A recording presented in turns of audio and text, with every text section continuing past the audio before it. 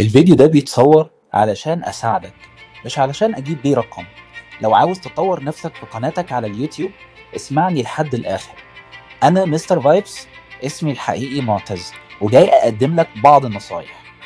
كل حد بيبدأ قناة يوتيوب دايما بيسأل السؤال ده: أبدأ منين؟ وأكمل إزاي؟ وإمتى الناس تبدأ تهتم بالقناة؟ النهاردة أنا مش هديك خطوات محفوظة، ولا هقولك اعمل كده علشان تكسب كذا. أنا جاي أقولك الرحلة عاملة إزاي من جوه. أول مرحلة بسيطة بس صعبة، اسمها ابدأ. هنا مفيش نيتش، يعني مفيش حاجة محددة تقدر تتكلم فيها، مفيش جودة خارقة، مفيش انتظار للكمال أو إنك تكون مثالي. أنت بس بتبدأ. في بس شخص قرر إنه يقول أنا هفتح الكاميرا وهتكلم. لسه ما عندكش 100 مشترك، انت في المكان الصح. ما تفكرش كتير، اتحرك وابدأ. ما يهمكش عدد الاشتراكات. بعدها بتدخل على اهم مرحلة اتحسن. تبدأ تسمع صوتك، تتفرج على نفسك وتفكر: هو انا كده كويس؟ هو انا بتطور؟ بتكتشف نقاط قوتك وبتواجه نفسك لأول مرة. وهنا بتيجي اللحظة اللي انت مستنيها علشان ترفع من معنوياتك وتقدر تكمل. تبدأ التعليقات تيجي: الفيديو ده ساعدني قوي، الفيديو ده غير حاجة في حياتي. ساعتها تعرف انك بدأت تمشي صح.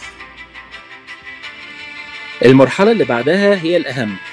اتعامل بذكاء. لازم تسأل نفسك: هو أنا عايز أبني حاجة حقيقية ولا عايز أقضي وقت فاضي وخلاص؟ لو واخدها فعلا بجد يبقى لازم تبني قناتك كأنها بيزنس خاص بيك. لازم تسأل نفسك: الفيديو ده هينفع مين؟ هيساعد مين؟ ولو أنا مشغول أقدر أفوض مين ويعمل إيه؟ في قانون ذهبي في كل فيديو: ما تبدأش قبل ما يكون معاك TTH، تايتل وثامبنيل وهوب. التلاتة دول هما الواجهة، هما اللي بيخلوا أي حد يضغط على الفيديو بتاعك ويبص عليه، يا إما يعدي ويسيبه ولا كأنه شافه. التايتل اللي هو العنوان، الثامبنيل اللي هو الصورة المصغرة اللي بتتحط على واجهة الفيديو من بره، الهوك وهو أول 3 ثواني في الفيديو اللي بيخطفوا المستمع أو اللي بيبص على الفيديو بتاعك ويخلوه يسمعك ويكمل معاك الفيديو للآخر. ووسط كل ده لازم تعرف انت مين. اختار هوية ليك، كلمة واحدة توصف قناتك وتعرف الناس بيك. انت عايز الناس تفتكرك بإيه؟ يعني انت بعد 10 سنين حد قال اسمك، عايزه يفتكرك بإيه؟ دي كلمتك ودي هويتك.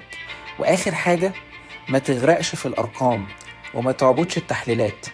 قول لنفسك كل مرة بتسجل فيها: أنا بصور علشان أساعد، مش علشان أعجب حد. أنا بني آدم جرب وعايز يشارك. وأنا وإنت وكل اللي بيبدأوا لسه في البداية، بس لما تفضل واقف مش هتوصل. ابدأ وتحسن وتعامل بذكاء. ساعتها بس هتبقى بتبني قناة مش بس بتعلم، قناة بتوصل رسالة وبتغير في النفوس.